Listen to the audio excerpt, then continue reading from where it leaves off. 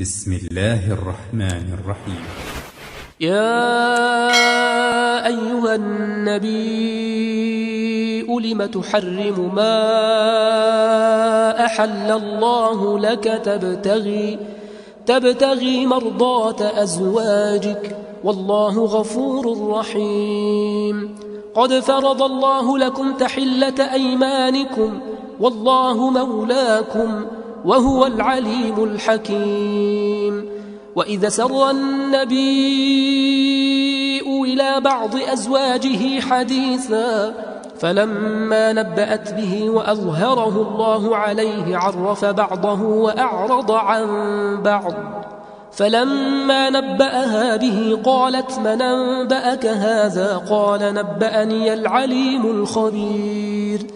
إن تتوبا إلى الله فقد صغت قلوبكما وإن تظاهرا عليه فإن الله هو مولاه وجبريل وصالح المؤمنين والملائكة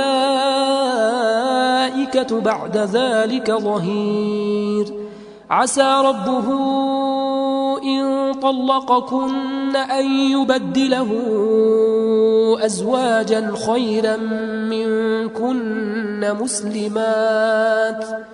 مسلمات مؤمنات قانتات تائبات عابدات سائحات ثيبات وأبكارا.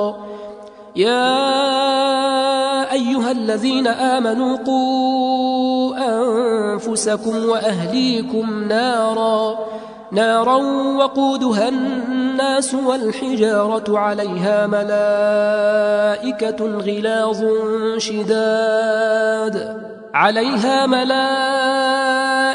غلاظ شداد لا يعصون الله ما أمرهم ويفعلون ما يؤمرون. يا أيها الذين كفروا لا تعتذروا اليوم إنما تجزون ما كنتم تعملون.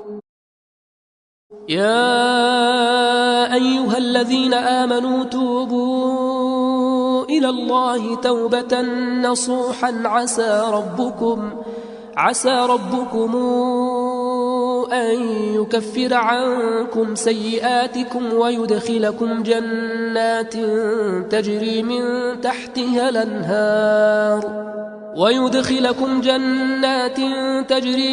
تحتها الأنهار يوم لا يخزي الله النبي والذين آمنوا معه نورهم يسعى بين أيديهم وبأيمانهم يقولون ربنا أتمم لنا نورنا واغفر لنا إنك على كل شيء قدير.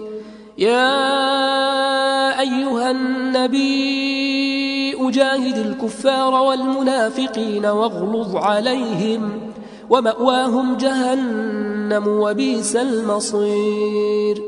ضرب الله مثلا للذين كفروا امرأة نوح وامرأة لوط كانتا تحت عبدين من عبادنا صالحين فخانتاهما فلم يغنيا عنهما من الله شيئا وقيل ادخلا النار مع الداخلين.